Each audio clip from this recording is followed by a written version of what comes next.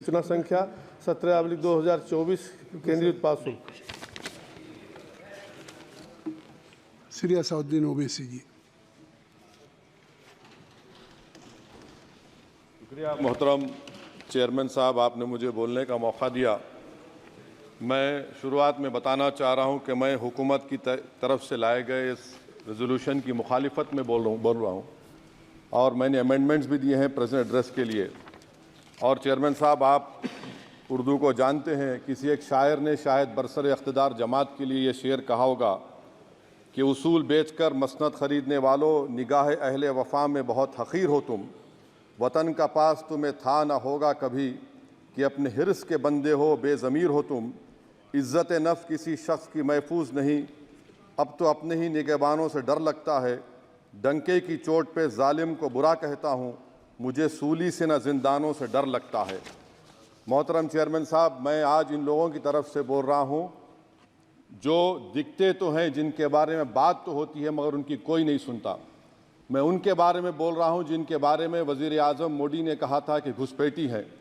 मैं उन बेटियों और माओं के बारे में कह रहा हूँ जिनके बारे में मोदी ने कहा कि ज़्यादा बच्चे पैदा करते। मैं उन मासूम नौजवानों के बारे में कह रहा हूँ जिनको मॉब लिंचिंग के ज़रिए मारा जा रहा है। मैं उन बेज़ुबान माँ और बाप के बारे में बोल रहा हूँ जिनकी औलाद आज इस हुकूमत के गलत कानून के चक्कर में जेलों में सड़ रहे हैं। सर, मैं दस्तूर जब इस ऐवान में बन रहा था, संविधान बन रहा था, तो उस वक्त अलहदा वोटर लिस्ट और इंतखाबी रिजर्वेशन की बात आई तो उस वक्त के हमारे फाउंडिंग फादर्स ने, हमारे बुजुर्गों ने, दोनों समुदाय के हिंदू और मुसलमानों ने फैसला किया कि हम इस पर राज़ी नहीं होंगे। बल्कि उन्होंने क्या कहा था हमारे फाउंडिंग फादर्स ने, उन्होंने मुखालिफत की थी अलहदा वोटर लिस्ट की और इंतखाबी रिजर्वेशन की। उन्होंने कहा था, I quote sir, it is the duty of majority community to ensure that minorities are elected in the representative numbers. BJP मुसलमानों की नफरत पर जीतती है और मुसलमानों के नाम निहाद मसीहा मुसलमानों के 90% ज़्यादा वोट हासिल करते हैं, मगर फिर भी इस ऐवान के दरवाजे नहीं खुलते मुसलमानों के लिए और सिर्फ 4% मुसलमान जीत कर आते हैं। सर, संविधान सिर्फ एक किताब नहीं है जिसे चूमा जाए, संविधान एक किताब नहीं है जिसे दिखाया जाए, संविधान एक सिंबल भी है, मगर संविधान एक हमारे बुजुर्गों के ख्वाबों की किताब है। हमारे जमहूरियत को हमारे बुजुर्गों ने इस तरह समझा, हमारे फाउंडिंग फादर्स ने इस तरह जमहूरियत को समझा कि इसमें हर समुदाय और मजहब और समाज के मानने वाले लोगों की राय को शामिल किया जाएगा इस मुल्क को चलाने के लिए। मगर इस ऐवान में सिर्फ 4% मुसलमान जीत कर आते हैं। मैं संविधान से जो मोहब्बत के दावे करते हैं उनसे कहूँगा कि कभी उठाकर पढ़ो कॉन्स्टिट्यूएंट असेंबली डिबेट्स में कि नेहरू ने, HC मुखर्जी ने, सरदार हुकुम सिंह ने माइनॉरिटीज़ के बारे में क्या कहा था।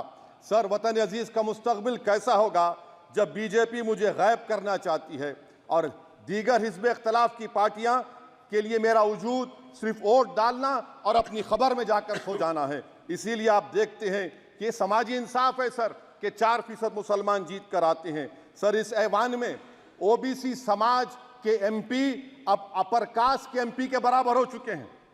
OBC समाज के MP अब अपर कास्ट MP के बराबर हो चुके हैं और 14% मुसलमान सिर्फ 4% जीत कर आते हैं। CSDS का डेटा ये बताता है कि इस मुल्क में जो वोट बैंक है, जो एक मुश्त वोट डालता है, वो अपर कास्ट का है। मुसलमान का कभी ना वोट बैंक था ना कभी रहेगा।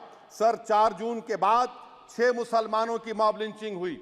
11 घरों को मध्य प्रदेश में मोदी के बुलडोजर ने निस्तो नाबूद कर दिया। हिमाचल प्रदेश में एक मुसलमान की एक दुकान को लूट लिया गया और हिज़्ब इख्तिलाफ की पार्टियों की तरफ से सन्नाटा है। शायद अब वक्त आ चुका है कि लफ्ज़ मुसलमान का नाम लेना भी अब उस पर पाबंदी आयद कर दी जाएगी। सर, मैं ये बात बताना चाह रहा हूँ कि नरेंद्र मोदी को जो मैंडेट मिला है। एक मिनट, आप लोग बैठ जाएं, कृपया आप लोग बैठ जाएं। श्री मनसुख मांडविया जी, आप लोग बैठ जाएं, कृपया माननीय सदस्य बैठ जाएं। श्री मनसुख मांडविया जी, कृपया आप लोग बैठ जाएं।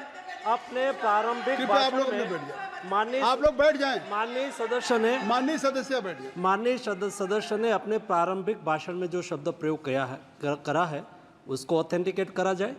और अभी उन्होंने उल्लेख करा कि मोदी के बुलडोजर ने वहाँ मॉब लिंचिंग करा है, उसको भी ऑथेंटिकेट करा जाए। निश्चित तौर से इसको ठीक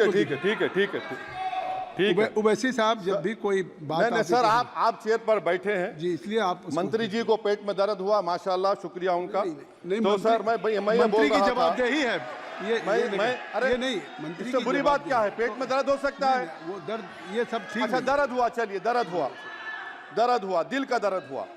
तो सर, जो नरेंद्र मोदी को मैंडेट मिला है वो सिर्फ और सिर्फ मुसलमानों की नफरत पर हिंदुत्व की वजह से मिला है।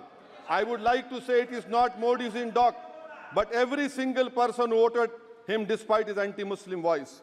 And I would like to tell the opposition parties, this is not a moral victory for you. This is a victory of majoritarianism. Everyone should contemplate and do introspection.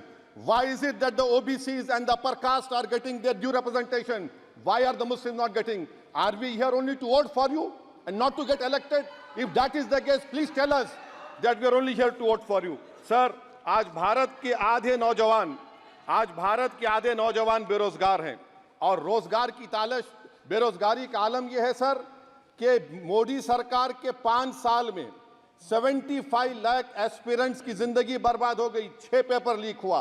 बेरोजगारी का आलम यह है सर कि रशिया जा रहे हैं, वहां जाकर अपनी जानों को दे रहे हैं। बेरोजगारी का आलम यह है कि नरेंद्र मोदी रोजगार का कैंप चलाती है नौजवानों के लिए कि तुम इजराइल में जाकर काम करो, उनको कैनन फॉडर बना रही है ताकि फलस्तीनियों की जायदादों को हड़प कर सके। ये भी कंक्लूड मैं, अरे सर मेरा टाइम है। कहाँ टाइम है सर? आप ये टाइम ले लिए मेरा। सर मैं 2 मिनट दीजिए। ये विश्वगुरु की पॉलिसी है। इजराइल को 27 टन हथियार जा रहा है। 9 मिलियन भारत के लोग गल्फ में काम करते हैं, क्या असर पड़ेगा? 47,000 इजरायली फलस्तीनी मार चुके हैं। क्या है हमारी पॉलिसी सर? क्यों हथियार दे रहे हैं सर? नस्लकशी हो रही है। सदर जमहूरिया के खुतबे में राष्ट्रपति के सर, मैं उसी पे बोल रहा हूं सर, उसमें लिखा हुआ है फॉरेन पॉलिसी के ऊपर, आप पैराग्राफ नंबर 25 देख लीजिए। सदर जमहूरिया में सैचुरेशन अप्रोच है। क्यों नहीं मोदी सरकार माइनॉरिटीज को तीनों स्कॉलरशिप को डिमांड करती है सर? उसको आपने बजट कम कर दिया। सर बनारस का बुनकर 18 महीने से मंडी का शिकार है, सूरत और बेंगलुरु जा रहा है। सर आखिरी बात, कंक्लूड कर रहा हूं, आखिरी बात सर, पनून केस में निखिल गुप्ता, मोदी ने कहा था कि हम घर में घुसकर मारा, तो निखिल गुप्ता को किसने ऑर्डर दिया था पनून को मारने का? अगर नहीं दिया तो उसको बचाइए, और अगर दिया नहीं तो फिर उस पर पीएमएलए क्यों नहीं लगाते? और सर समाप्त करो। कमेटी बनाई आपने, उसका क्या हुआ? सर हम एससीओ को नहीं जा रहे। सर मैं आपको बता रहा हूं कि मैं अपनी इस तकरीर को टीपू सुल्तान की नजर, सुनिए सर, अब हो गया, खत्म कर रहा हूं सर। मैं अपनी तकरीर को टीपू सुल्तान के नजर कर रहा हूं। ये टीपू सुल्तान की फोटो है, क्या आप इससे भी नफरत करेंगे? सर ये संविधान में टीपू सुल्तान की फोटो है जिस पर वल्लभ भाई पटेल ने साइन किया, श्यामा प्रसाद मुखर्जी ने साइन किया। ये आपकी नफरत है सर। आखिर में मैं अपनी बात को खत्म कर रहा हूं इस शेर पर कि क्या दिन दिखा रही है सियासत की धूप छांव। जो कल सपूत थे वो कपूतों में आ गए, थे इस कदर अजीम के पैरों में ताज थे, इतने हुए जलील के जूतों में आ गए। बहुत बहुत शुक्रिया सर। श्री गौरव गोगोई जी। धन्यवाद सभापति महोदय।